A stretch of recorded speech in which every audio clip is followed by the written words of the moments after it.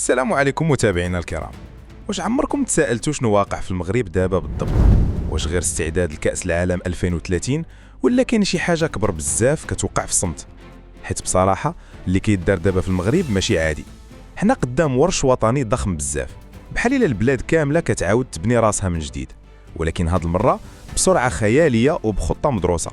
مشاريع كبار كيتنجزوا، استثمارات كتدخل، بنيه تحتيه كتبدل، مدن كتوسع، وكل شيء خدام بهدف واحد: المغرب يطلع لمستوى آخر ويولي قوة إقليمية حقيقية وجسر كيربط إفريقيا بأوروبا.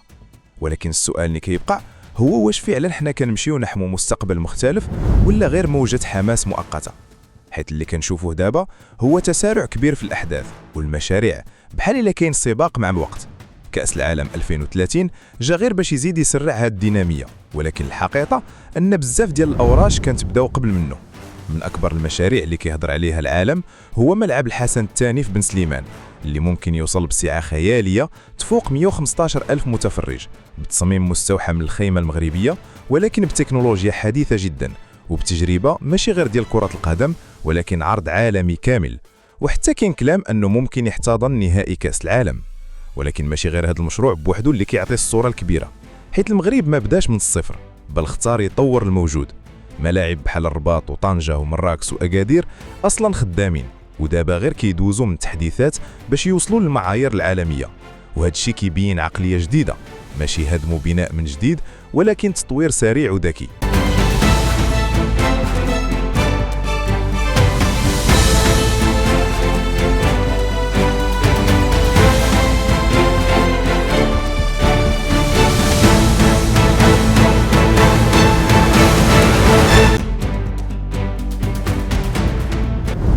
ولكن الملاعب بوحدها ما كافياش، حيت التحدي الحقيقي هو التنقل. كيفاش غادي الناس يتحركوا بين المدن بسهوله؟ هنا كيدخل واحد من اهم المشاريع في افريقيا، وهو قطار البراق، اول قطار فائق السرعه في القاره اللي ربط طنجه بالدار البيضاء في مده قصيره بزاف مقارنه مع السابق. ودابا كاين طموح انه يتوسع حتى لمراكش ومن بعد اكادير، وهذا الشيء غادي يبدل مفهوم السفر داخل المغرب بشكل كامل. تخيل غير كيفاش غادي تولي الرحلات بين المدن الكبرى سريعه وسهله ومريحه، وهذا الشيء غادي ينعكس مباشرة على الاقتصاد والسياحة والحركة التجارية.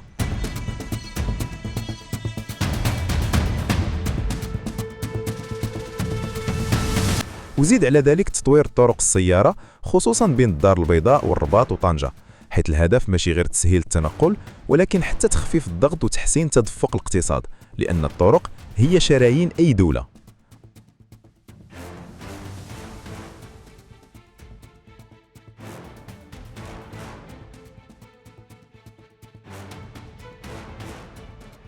ومن المشاريع اللي كيهضر عليها بزاف هي فكرة نفق جبل طارق، اللي مازال غير مشروع قيد الدراسة، ولكن إلا تحقق غادي يربط إفريقيا بأوروبا مباشرة تحت البحر.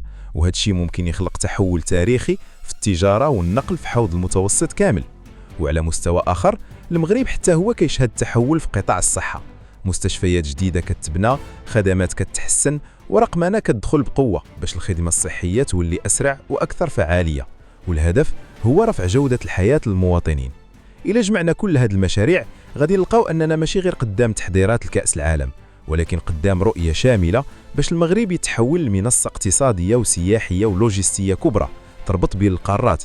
ولكن خاصنا نكونوا واقعيين، حيت التحدي كبير بزاف والوقت محدود، والتنفيذ هو اللي غادي يحدد النجاح من الفشل. واش المغرب غادي يقدر يربح هذا الرهان؟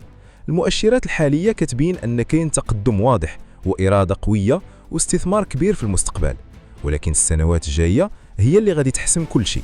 وفي الآخر اللي كنشوفوه اليوم ماشي نهاية الطريق، بل غير البداية ديال مرحلة جديدة، مرحلة ممكن تغير صورة المغرب في العالم كامل وتخليه يدخل لواحد المستوى جديد تماما.